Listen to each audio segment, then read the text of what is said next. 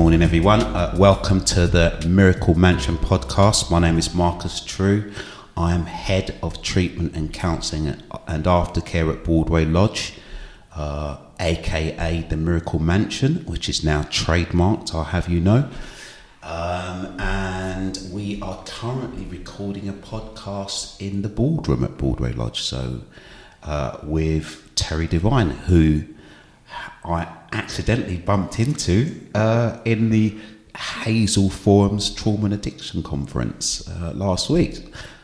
No, it wasn't last. It was a couple of weeks ago. Not too long. Yeah. So welcome, Terry. Welcome to Broadway Lodge. Sorry, welcome back to Broadway Lodge. Welcome back. Yeah, thank you for having me. It's like I just said, walking up the stairs.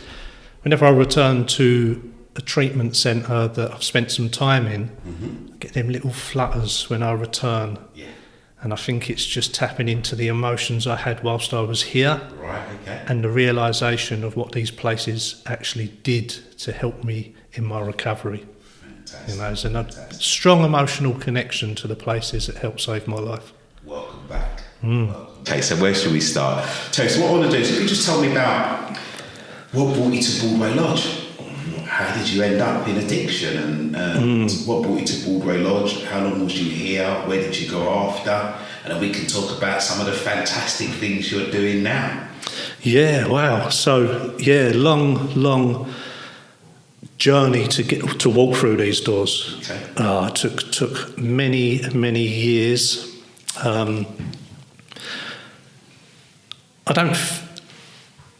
As a child, it wasn't a plan of mine to become a drug addict, obviously. So there was a lot of hope and dreams that I had in my childhood, but somewhere along that path, due to whatever reasons, nature, nurture, etc., I felt as though my soul was corrupted and polluted, and then I started to live in like a life of pain and torment, etc. And I guess what happened was the drugs were the solution. I kind of found those drugs because they helped me manage and cope with life. Okay. So what came from that point onwards is 20 years of addiction.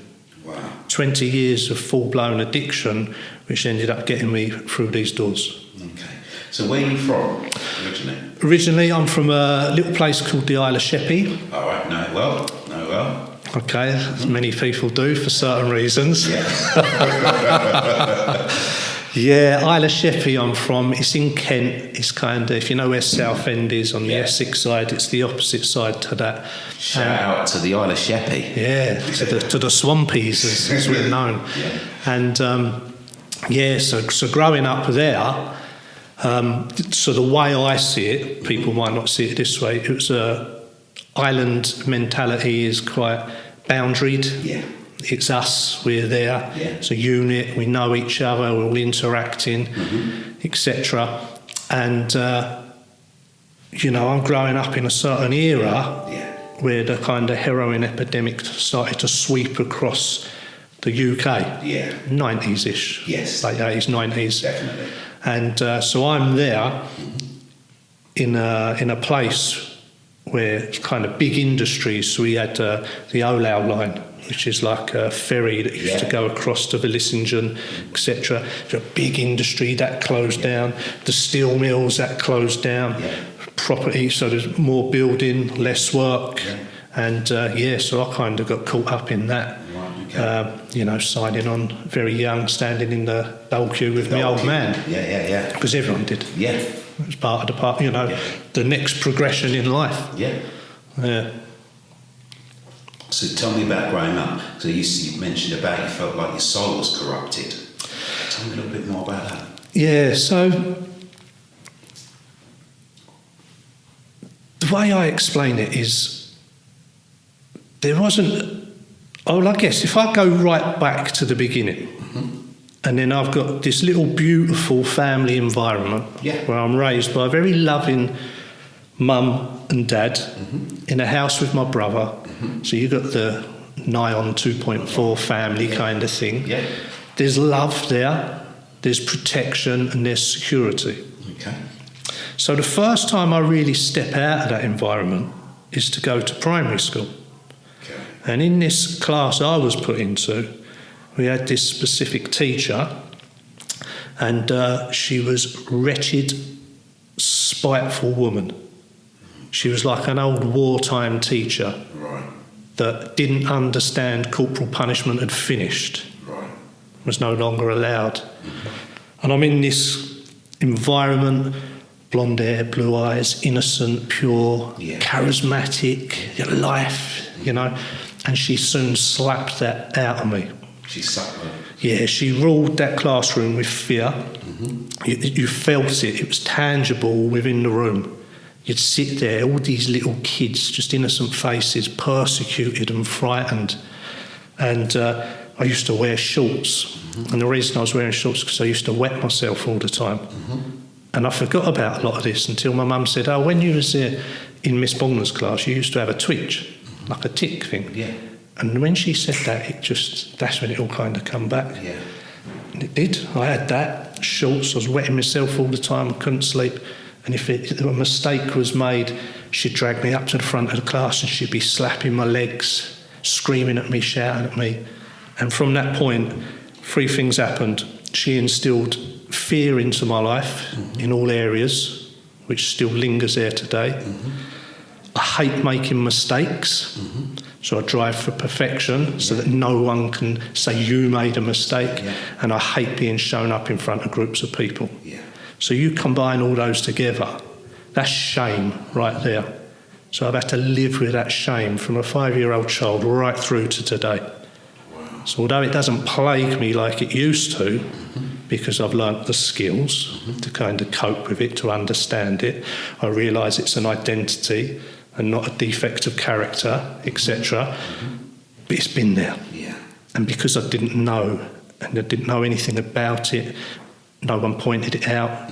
That generation, you don't speak about it. Don't talk feelings, etc. No one wants to feel shame. Go and ask 100 people in the street, do you want to feel shame? They go, no, thank you. Well, we was at that conference and had that big talk. That woman had a big talk about shame, which was really, really powerful, wasn't it? So you do anything you can to avoid it. So you went, so this is one of the things that I'm always kind of, mystified by. Okay, so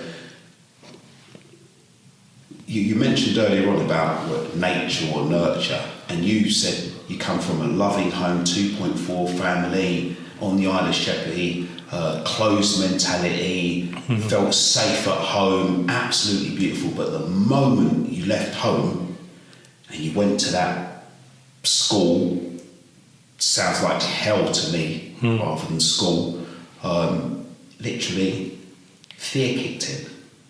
And then whilst you was in that classroom, you do anything to avoid being shamed. And that was the education system. Unfortunately, at that time it was. However, so where I went to school, it was one of the only places in the UK, I believe, we had a primary school, a middle school, and our final school. So I'd done the primary school, and then I moved over to the middle school. And during that middle school, I had another teacher. Now, his name was Mr. Greenfield. I hope he's listening. He's on LinkedIn. He was the complete opposite of Mrs. Bongner.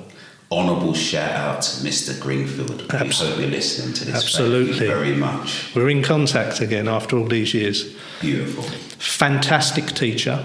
What did he do? He encouraged the children to be children. Love that. He encouraged them to shine in the areas they shone. Okay, so if you was good at sport, there was lots of sport to do. If you like to be creative, we did lots of creative stuff. We put plays together, activities, we done school trips, etc. But I just felt in that classroom for the first time in my whole childhood, I felt safe and I was able to learn and progress. I used to sit next to this lad called Colin Moore. He was really good academically at everything. I just sat next to him and just copied the way he wrote, the things he said. Just copied him.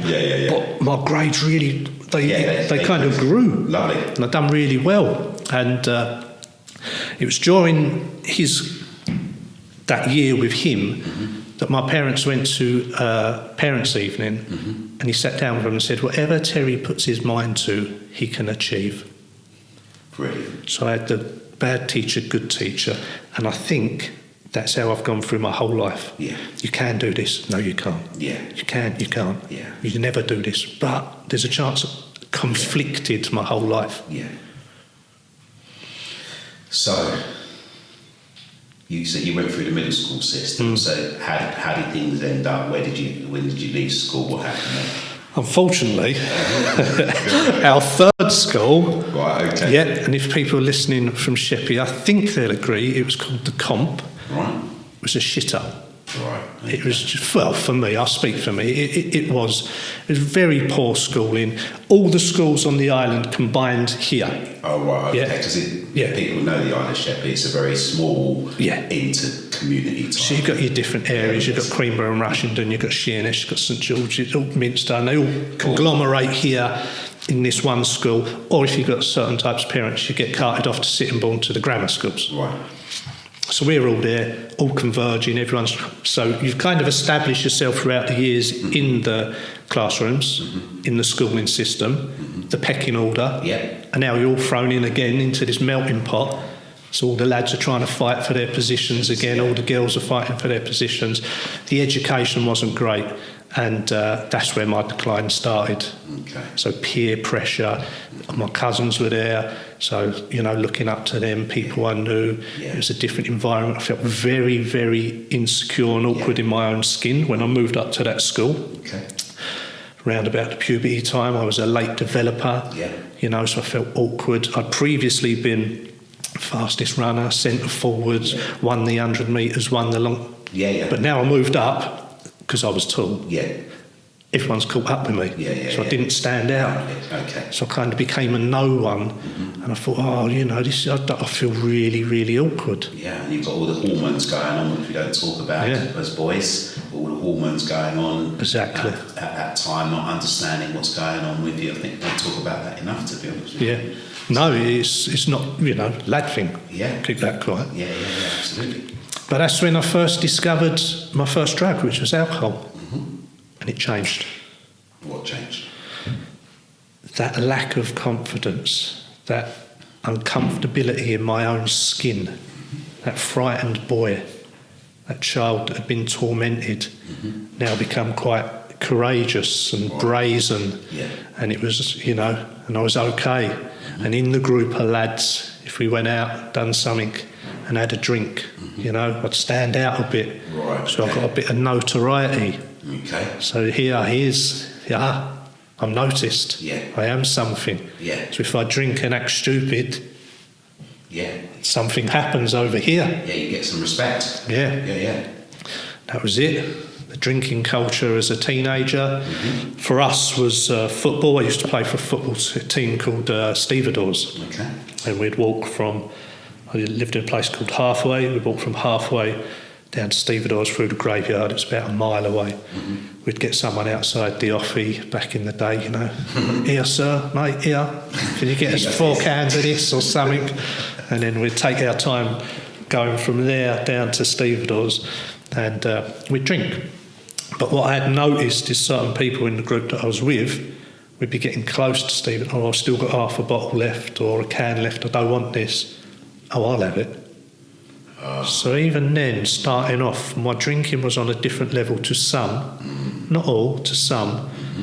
And my goal was, I used to like to drink until I crashed out. So it was an oblivion-seeking drinking. I wasn't a nasty drunk, I wouldn't say. I feel that when you drink alcohol, what's inside, wanting to get out, is amplified. So if you're an angry person, that anger comes out. I'm just a frightened person that's kind of got a good soul nature, and that comes out. So I'm quite funny and friendly. You know what I mean? So found a lot of solace in that drinking, but it's... How old was you at the time when that started? Then, so what was that? Was 13 to 16, so them early teenage years. Going through that. Cool. What happens next? That's when it all kind of goes down. So I'd done what society said, and I finished school. Well, got suspended, kicked out of school at the end as part of the process. And then I thought, right, what do I do? And I go back and I do some GCSEs because I didn't make them the first time round.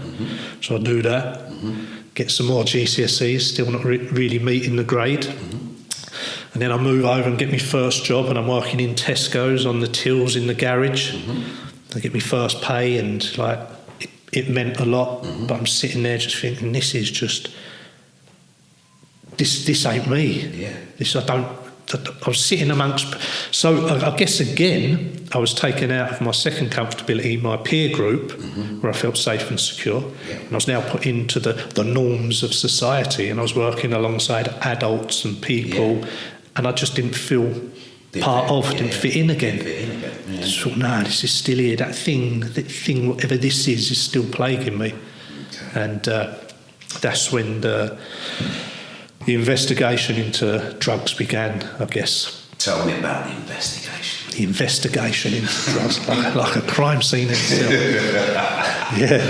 So I guess, when I was doing the college, we started doing all the LSD and stuff like that. Oh, travelling over to Canterbury, expanding your mind, and smoking a lot of, well, it wasn't weed then, was it? It was solid. Yeah, solid. You know what I mean? Yeah. So we were smoking that, or a bit of slate or something like that. And never agreed with me. So all my mates would be loving it. I'd be taking acid, going off my head and just thinking, I absolutely hate this. Yeah. Smoking a joint and instantly going white and not enjoying it. Yeah. You know? And I suffered that. Just to fit in with everyone for a good 3 years, I reckon, of my life. Oh my God. You know, loved to drink, couldn't stand all that stuff. Yeah. But what happened within that process is then I finally bumped into someone I went to school with, and so I'm working again at this time in a factory, got some money, bought my first car. It's the summer 1994, 95, you've got Britpops out, you've got Oasis, you've got Blur, you've got all this music out. There was something happening. There was a heyday in that time, wasn't it, Britpop? Yeah, you felt it. Yeah. Something was happening. Yeah. I was there and I bumped into an old schoolmate and we got chatting, and he just, we went up, got a few beers, parked up somewhere having a drink and all that. He says, I've been doing a little bit of heroin lately. And instantly I was intrigued. And this is a mad thing, and I don't know if this is an addict thing or maybe kind of displays the levels of me mental insanity, but I'd always thought I'd like to try that. Had you heard about heroin before? Did you anybody spoke? Yeah. So people had spoke about it. You had the big Grange Hill thing going on at the time. Yeah. What's his name? Zammo. Yeah, that's it. And was it Nancy Reagan? Just say no. Yeah, all that rubbish. So there was an awareness of it, but I guess what I had on my bedroom wall was pictures of Jim Morrison, Kurt Cobain, and all these musicians that had died from overdoses, and I was intrigued and encapsulated by it, and it looked appealing. I don't know why. It sounds like a mad thing to say, but that's how it was. Yeah, but you were young then, weren't you? So impressionable, that's the one. Seeking escape. You know what I mean? And and once he said that was it. In the car, we went and got it. Went back to his house. We'd had a few drinks. So how old was you? I've been trying to work this out. So 94, I would have been about 18. Right.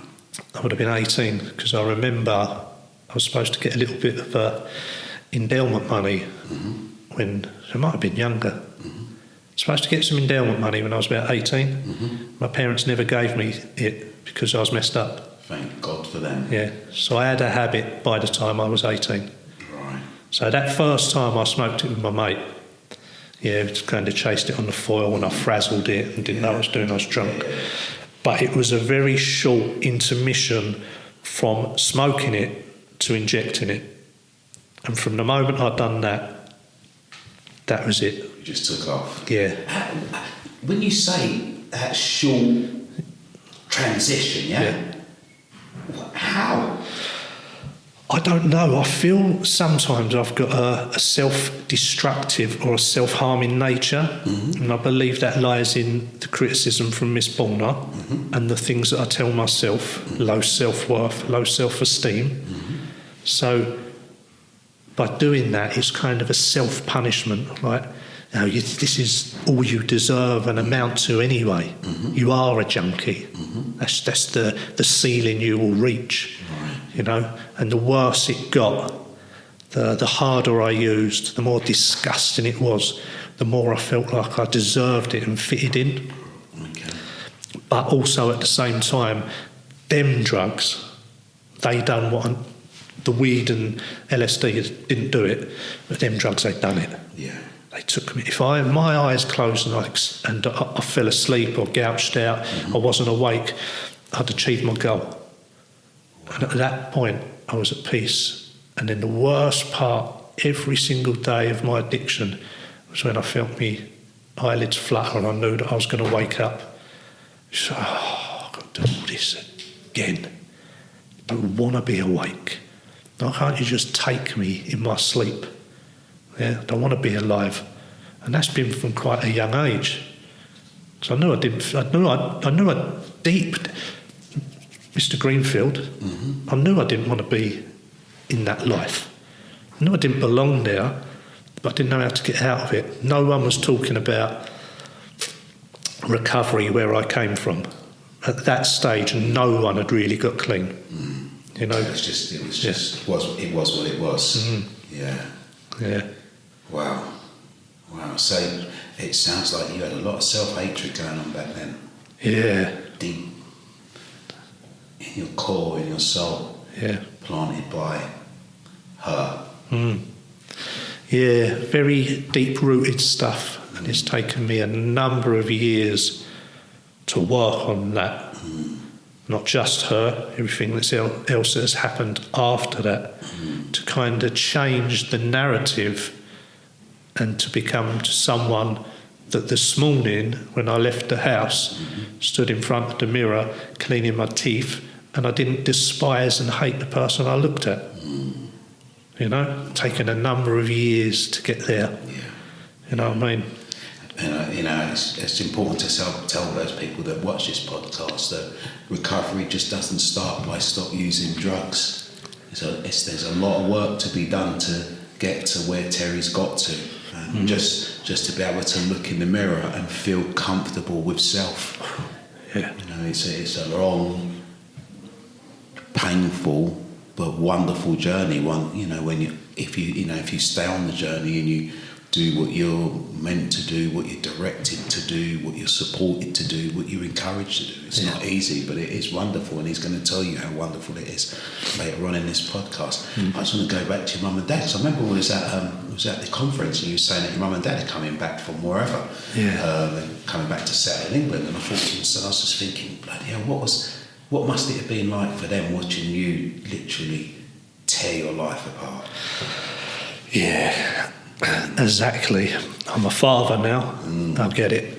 So my parents had to watch their child systematically commit suicide through intravenous drug use for that long a period of time. I watched my parents go from my pedestal parents, to kind of withering over, light going in their eyes, skin colour changing, watching the progression of brokenness into people that I loved and adored over that period of time. I've got to be careful what I say. I know my mum don't like all this type of stuff, but I think I put strains on their marriages, on their marriage at times. I've definitely had friction between my parents. You know, I've stolen from them a number of times, which I kind of, that self-disgust that I've got in there. You know, I've had a conversation with my dad one time. He said, if you ever steal from me again, he goes, I can't believe you've done that. I thought you was my son. You know what I mean? My firstborn kind of thing. If you ever do that again, I'll write you out of the will. And you know what I mean? Steal, With that, I'd done it again. Still done it again. But what's happened over the years, and this is the important part, I've watched them two people stand back up straight, skins come back into their faces, the lights come back into their eyes. They're proud parents. Now, there's a longing for a lot of addicts for their parents to say, I'm proud of you. There's a longing. There was for me. Yeah, and me. Yeah. Not going to lie. I've got that. I've got it. I know my parents are proud. Yeah. And that is the best gift I've ever given them, is peace of mind. They're no longer waiting for that doorbell to go, where they open it and someone says, your son Terry Devine? Yeah. Well, unfortunately, we need to tell you that we found him overdosed in the public toilets, or he's got stabbed by some. Yeah. They're not waiting for that phone call. Thank God for that. You know what I mean? Thank God. Honourable shout out to Terry's parents. I could see that. I was really touched by the fact that you said at the start, I was brought up in a loving family.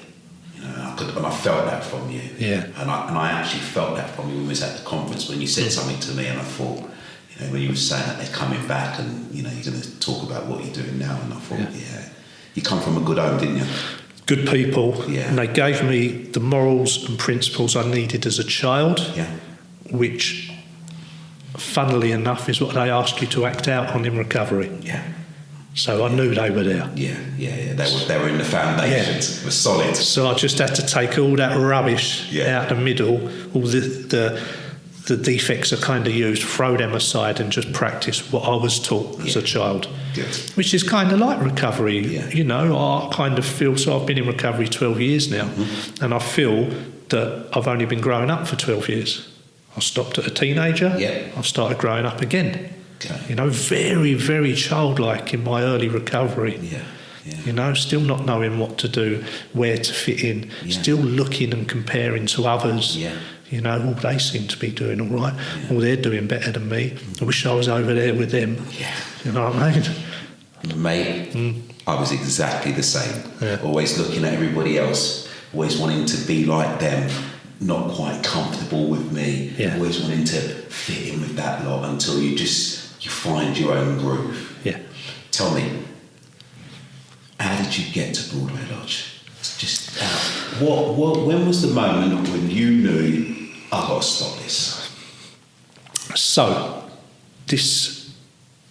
So I tried to kill myself on a couple of occasions, and it hadn't worked.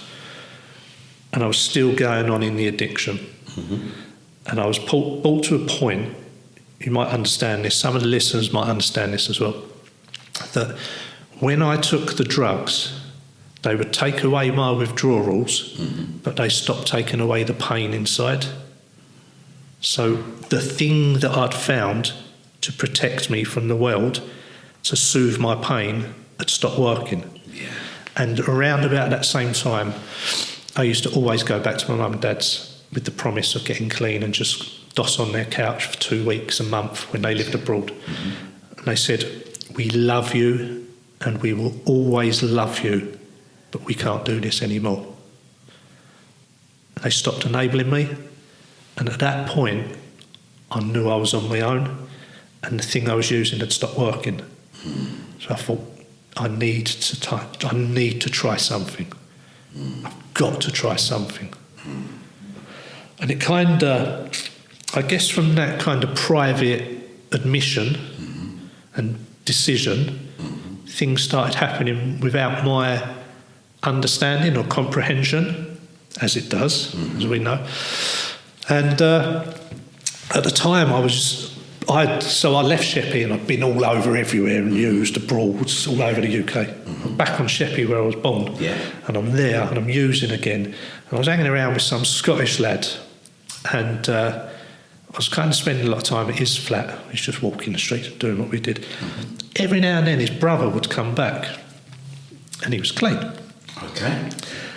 And he'd tell us about being clean. So where I come from, no one was. This stranger was telling us it was possible. So, oh, that's interesting. Where did you go? Oh, I went to Western Supermare. Okay. And then I've got a family member, I won't mention who it is, he wants to remain anonymous. He used like me. And then he went away to get clean. And he came to Weston-super-Mare. And I was waiting for him for a long time to relapse and come back and join me. And he didn't. And he stayed clean. Fantastic. I was thinking, what's this Weston-super-Mare thing? So I went to the drug services, which I've been under since I was 18 years old, and I felt had never really done anything for me. Yeah. Not probably, because I didn't engage and do anything. This time I wholeheartedly asked them, said, I need to go to treatment and I need to relocate. It needs to be part of the deal. Why is that? I said, it just needs to be. I was happy with moving away. I'd done it my whole life. Yeah. I had no ties. Mum and Dad lived abroad. Yeah. It was good. Yeah. And they gave me a list where to go, and there was a treatment centre here in Weston-super-Mare, just down the road, and that ended up being the one selected because that's where the brother, the Scottish lad's brother, he'd been there. Okay? And then part of that deal was I needed to go to a detox, and the detox unit was Broadway Lodge. So behind the scenes, they said, if Terry really, truly wants to get treatment, he'll do some of the things we request of him to prove his willingness. And I was that desperate that I went along with it, and okay, I'll reduce my script. Okay, I'll reduce me drinking. Okay, I'll go back on to Subutex, whatever it was. So I'd done all of that, still used. Still done everything. Standard. But on paper it looked good, and I had that willingness. And the group I was in, I knew I was leaving. I knew. They were progressively going into addiction, and I was slowly kind of slowing down. The brakes were coming on. The using was still there, but I just knew I'm out of this. I've got to go. I remembered it. I can identify with that. I remember exactly the same. I knew exactly the same when all the people around me were still using. I knew I was done. I hear you. So I walked through here. I just poked my head in downstairs before we started, just to get that kind of, man. I remember the date. It was September the 10th, 2012. And I walked into your detox unit down the bottom, and I sat down on a chair, and I was really frightened. I was shaking, petrified, I think is the word, if I'm honest. And here we go again. It's my third treatment centre. No, don't know how many detoxes. I've got to do this. I've got to sit in groups with these other personalities. And for me, I'm no good in a. I can't speak in a group. Hate being shown up in front of groups of people. Straight back to school. Straight back into that classroom. Straight back into that classroom. Absolutely. I hate it. I'm really in a group setting. I'm terrible, or I was. Yeah, and I'm sitting there, and I just thought we got to give this a go. We got to go for it. And it was funny at the time. There was, I think I can say this because there's no names. There was a bloke in there, and he was a Benedictine monk at the time, and he was being laicized from the church for whatever reasons. And he just got talking to me through my period in detox, and he said, when you turned up, he said, you just sat on that chair by the entrance, and he said, you look like a child, like a school child about to cry. And he said, before I'm laicized, would you mind if I take you downstairs and pray for you? And I said, yeah, okay, if you want to. And he took me down, and he'd done a prayer, and I thought nothing of it. That was that. But however it works, whether it works, I'm not sure, but I know he always struggled after that, and he didn't manage to hold on to his sobriety, but I've always held on to mine. And I'm not saying it's because there was a God intervention, but it's more like I said, yes, you can pray for me, because my decision was made to stay clean. Yeah, absolutely. And if I'm honest, Tel, I believe in all that. I believe that the stars lined up for you. I believe when that Scottish friend came back, he shone the light, and it gave you that hope that it can be done. same kind of thing happened to me. I believe in all of that. And the universe sometimes, higher power, universe, call it what you want, God, if you want to call it that, we don't really care. But something happened, and here we are. Yeah, it just aligns. Yeah. No coincidences, it's meant to be. Yeah. So, honourable shout out to the nurses back in the GB unit. They do an amazing job. Funny enough, I've recorded a LinkedIn video this morning just talking about the unit just before you come this morning. So it seems like the stars have aligned for a shout out for them. So tell you what happened. You was down there for 2 weeks, was it? 2 weeks, yeah. What was that detox like? That wasn't enjoyable. Not that detoxes ever are, but my alcohol intake had gone to a different level. I was usually in treatment, and detox is for heroin, but now it's for the alcohol, it's for the benzos. It was a heavy one, and just those restless nights, sitting in groups, trying to force feed some breakfast in the morning. We'd come up to the Miracle Mansion later on, and we'd have some lovely cooked food, and trying to, make my way through that. But just that constant nagging, just leave. Just walk out, go down the road, don't do this, go back home, move abroad, go here. Constant. Voices in your head. Yeah. It was a hard detox. And I just remember, whilst I was here, my time here, kind of walked up and I just sat, I think it's over here somewhere, there's a little garden, a little bench, there's a little pond there or something. Yeah, still there, yeah. I just remember sitting there just thinking, what am I going to do? I just thought, well, what's your options? You can either quit now, go out and drink, and then use, right? If you're lucky enough to survive and come back, you've got to go through all that process again to get yourself into a position where you're willing to go back into treatment, back into detox, to sit back in a group, withdrawing to feel exactly as you are now, if you're lucky enough to come back from the relapse.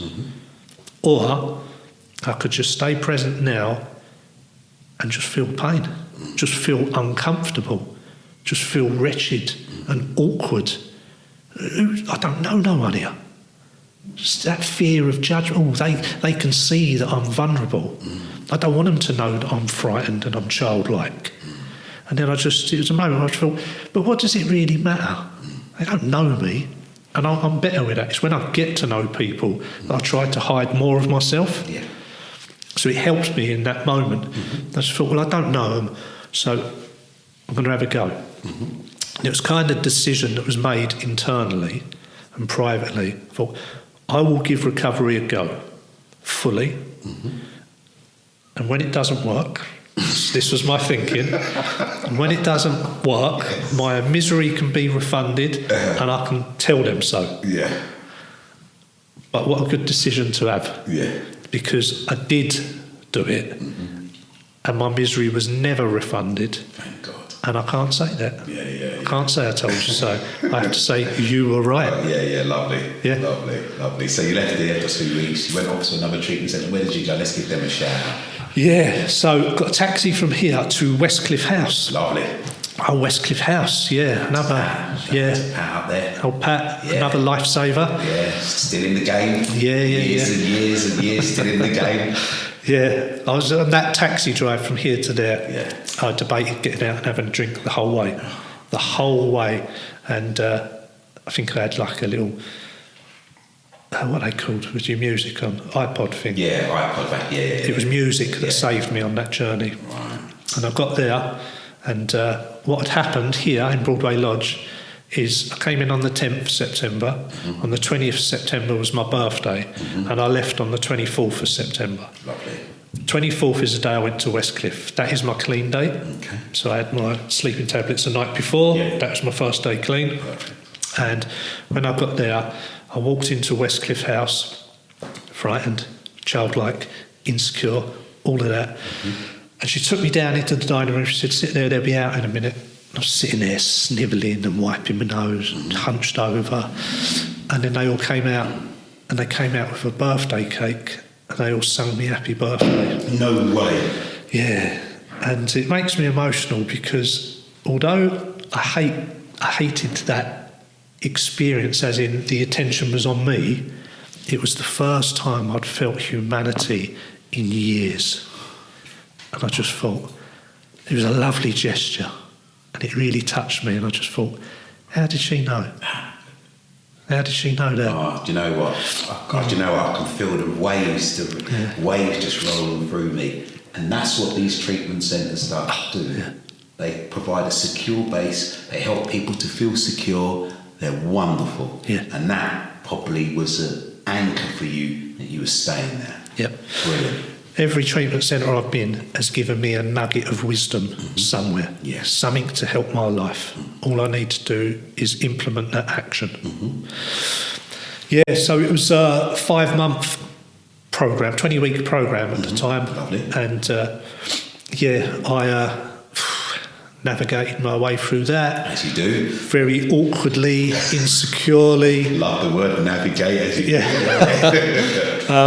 So I know Pat now. Yeah. I've worked up there with Pat for 4 years. She was been there at a funeral, at my wedding. She's a very strong friend I have. And just in that period being up there, and what I learned really kind of helped me understand that the issue is not the drugs. It is more embedded in me. Exactly. And just to have that understanding, I thought, well, that makes sense, because it means now I've got to stop trying to change the world and just change me. I think it's Wayne Dyer that says, if you change the way you look at things, the things you look at will change. So it's all about perspective. Yeah. So instead of having that blame lenses on, blaming the world, I need to turn that in on me and say, maybe it's me that's caused quite a lot of these problems. Maybe it's some of my actions. Maybe it's my thinking. And so the process began of change. Yeah. You know what I mean? Cool. So 5 months in Westcliff House. What happens next? So I left Westcliff and went out into the big wide world, still with their support. And I thought, what do I do? What do I do? History tells me I relapse. What do I do? And I'd done a mad thing, and I put myself back in therapy down one of the drug services. I picked up another 6 weeks of counselling. Lovely.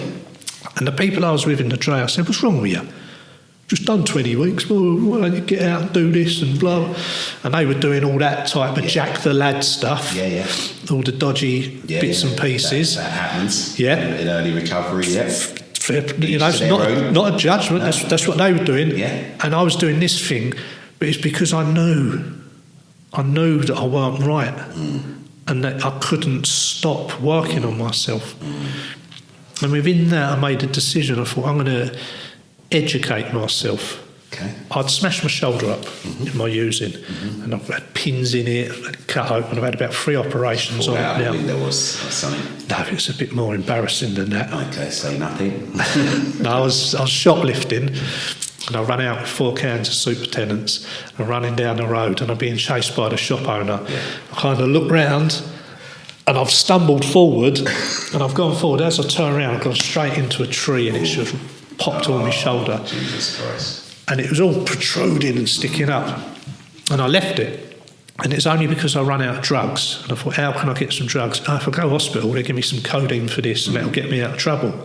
When I went there, they said, you smashed all your shoulder up, you need an operation. So that's how that happened. Yeah. And where was we going with that? What were we talking about?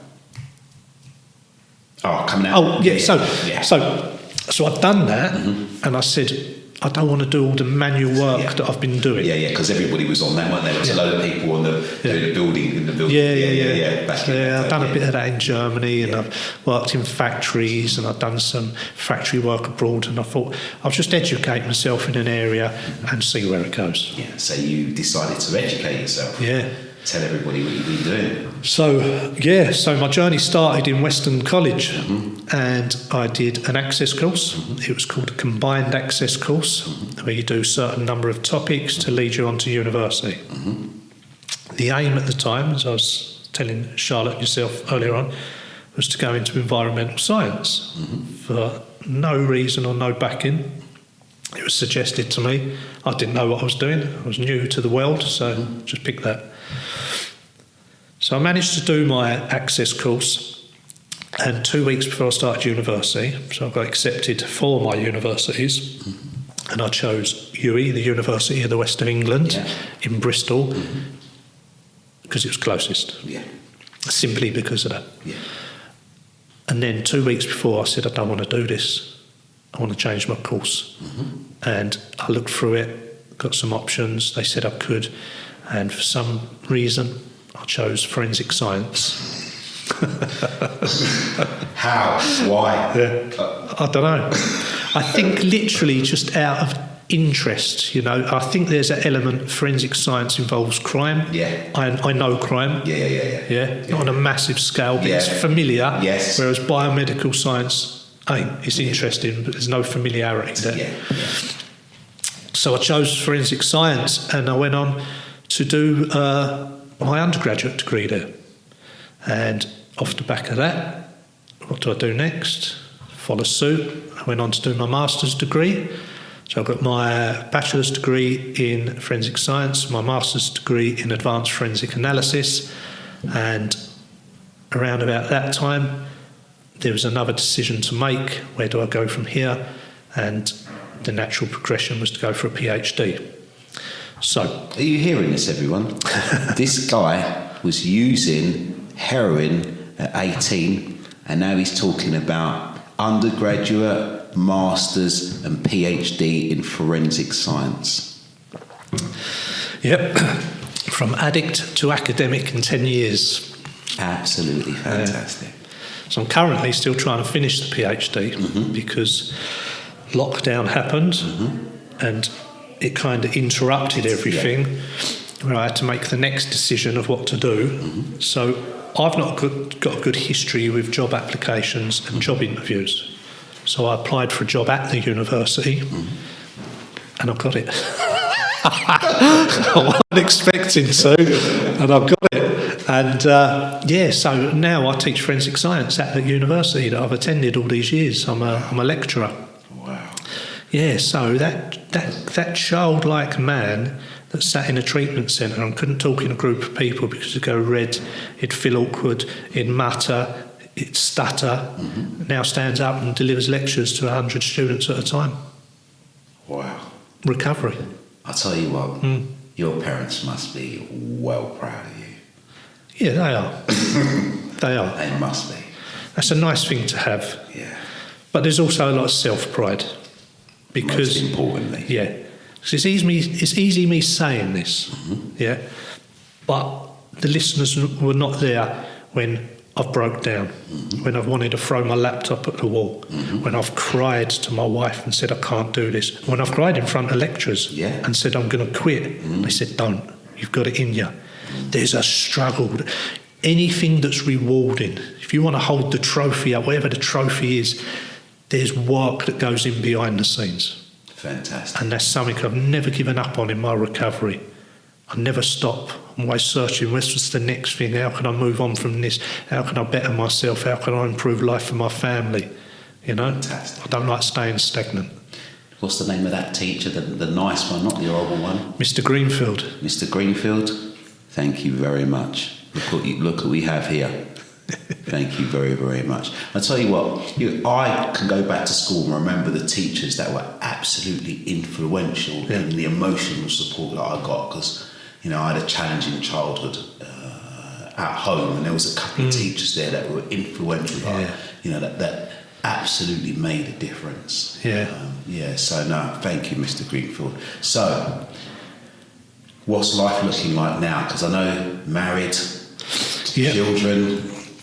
So I'm married. married to someone I met early in recovery. I think Lovely. we've been married like 11 years. No, we've been married 2 years, but we've been together about 11 years, Lovely. I think. Yeah, Something lovely. mad like that. Yeah, we've got our little daughter, Sophia. Shout out to Sophia. Big shout out to Sophia. Yeah, she's a beautiful little soul. She's a recovery baby. Lovely. A testament to two parents working independent recovery programs. Yeah. Yeah, we've got quite a nice little pleasant life. We're safe, we're secure, we're open discussion, family full of love. So, I'm trying to provide that stuff. Just like you were given back in the day. Yeah. Lovely. Yeah, passing it on. Yeah. There was a second child. So Jacob was born about 2.5 years after Sophia. However, when he was born, there was some complications, and he was breached at birth. And so Sophia was born at home unexpectedly. Okay. She was born on the kitchen floor in a flat, move-on flat we was in. Okay. So on her birth certificate, it says that address. Yeah. So when Jacob was due to be born, we said, we'll have him at home. So they've got the same address on their birth certificates. Okay. So we had a couple of midwives with us when my wife was going through labour. And I just could see in the midwife's face there was a sense of dread. And she just looked at the other midwife and said, breach, we've got a breach. And up until that point, they told us everything was okay, that the head was engaged, and then suddenly out of nowhere, we've got a breach, so it's coming out feet first. So due to that, and I believe them not having all the right apparatus and tools, Jacob was caught in the birth canal for about 28, 29 minutes, which is a heavy, heavy amount of time. And so he was starved of oxygen for that time. They managed to get him out. And when they got him out, finally, I remember they took him out and they held him, and his whole body was kind of limp and just bent over their hand. They put him on the side and they'd done this. And they said, we've got a heartbeat. At that moment, it was like a little bit of hope was back in my life. It's got a heartbeat. It will be okay. So far in recovery, everything has been okay. I've got the job. I've got the degree. I've met the wife. It works. It works. If you're in recovery, everything goes perfect at all times. Is the understanding I had. Anyway, he was rushed to hospital, the NICU unit, so the neonatal intensive care unit at Bristol, St Michael's. Yeah, it's a big place for us. Yeah. Honourable shout out to them. Yeah. I know a load of recovery babies born in that beautiful place. Big shout out to St Michael's and Cots for Tots, who I've done a lot of fundraising for. Okay. Yeah, great charity. They took him there and he was really poorly. They'd done a couple of scans for us and said, look at the brain images, they're getting worse and worse. They tried the new treatment on him, like a cooling jacket thing. And they said, it's up to you. How do you want to play this out? So me and my wife had a discussion and we said, what we'll do is we're going to see if he breathes on his own. And if he does, then that's the way it's supposed to be. Otherwise, he would just progressively have got worse on this instrument, and his quality of life would have been so severe. So, I had to hold Jacob in my arms. He was 5 days old. My wife was by my side, hanging on to me, and I don't even think he managed to take a breath. And he died in my arms then and there. So, recovery doesn't always give you everything you want, but it will provide the tools, the strengths you need to get through the things that you do end up getting. And that's a lesson I learned. Wow. It's a lesson I learned, that it's not always going to go right, but you can, I can, we can get through this as long as we're applying the recovery principles in everything we do. I'm not talking about certain fellowship principles, I'm just talking about generalised recovery principles of life, you know? So this moment dictates I need to be vulnerable, but I also need to be strong. So it'd be fair to say that you're in a lot of pain. Yeah. But it'd be fair to say that you use the recovery tools not to use. Yeah. Well, I had to kind of regress back to what I'd learned in the detox unit at Broadway Lodge, and what I'd learned in Westcliff House. And I had to take these tools and what I'd heard in fellowship and use the support of other people. Yeah. The community I'm in. They're telling me things. Terry, you got this. You can do this. Do you know what? If you want to phone me up and just scream and shout, do that. Sometimes it helps. Yeah. Just to do all that, just to get through. How did your wife get through? Yeah, she suffered. Yeah, I can imagine. Well, I can't even imagine, but I can imagine what I mean. And I've always said what I went through was my pain. But I always feel it's worse for the woman. I absolutely agree. She went through it. She really, really went through it. And she's been knocked twice since then. Within 6 years, she's lost her son, her brother, and her mum. So one from every level. Yeah. And she stayed clean. She stayed clean. God bless her. So, yeah, stubbornness may have played a part. Recovery, mate. Let's be honest. But she's just the tenacity, the determination. I'm not giving in. So we've had quite extended periods of pain within our recovery, within our marriage. There's been strains because of the difficulties that arise from it, you know. But what I've learned is you've got to embrace the journey of emotion. Yeah. These challenges. We're going through a challenging time. Yeah. At the moment, it's difficult between me and you. Let it be difficult. Yeah. Now I'm okay, but you're not. So let me step up and be stronger whilst you're not, and vice versa. Teamwork. Yeah. Teamwork underpinned by love. Absolutely. Yeah. We're quite a strong unit, me and my wife. I've seen. It's lovely. And do you know what? I can feel that coming off of you, and I love that. Yeah. I love that. I'm really. Do you know what? I'm really glad that you're here talking about this, because people think that recovery is just about stopping using, and you just don't know that you will go through stuff. Yeah. And that's what you learn in places like this, that you will develop the tools, and not only that, but I'll shout out the fellowships as well. But and in the other place that people learn about life and how to stay clean and do recovery. It's just, I couldn't shout out a stronger story about tragedy, but staying clean. Yeah. Challenges, but staying clean and staying in recovery. Because also, we've got to be honest, it's not just about staying clean, although sometimes you just got to hang on for dear life in those instances where it's just staying clean until you can, carry on with your recovery. So, nice one. So, we was at the Hazel Forum. Yeah. Shout out to Nick. Hazel Forum, a trauma addiction conference, probably about a month ago. I look back, I see Terry, I'm like, what? What's happening? And here we are today. And just tell everybody what you're doing today. What's happening? So I'm embarking on a new journey at the moment. I've recently set up a business. It's Divine Interventions Recovery Coaching. So it's coaching people in and through addiction. I've just trained as a clinical addiction hypnotherapist as well, so bringing that practice in. Lovely. Done some trauma-informed recovery stuff.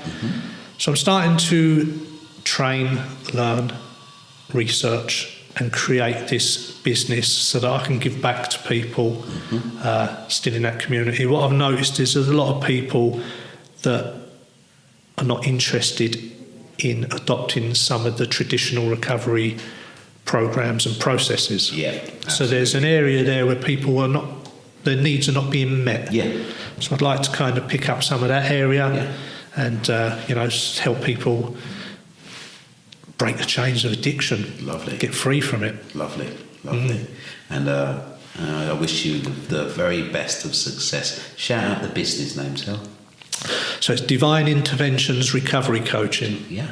It's out there. Yeah, I've just had a conversation with someone yesterday. I'll throw this out there so it becomes real. Yeah. And we're just talking about setting up our first retreat next year. I will be at that. Good stuff. I'll be at that. Yeah. And we'll shout that out. We'll bring that into rehab, and we'll put that out on my LinkedIn and all the socials that can kind of promote what you're doing. How's uni life going at the moment?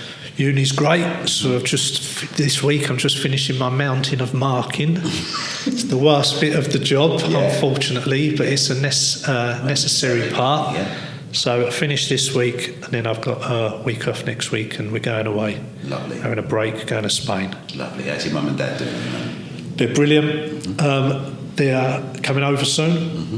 Going to continue to look for property, find them a place in the UK so they can come back and settle. They fancy Somerset? They do.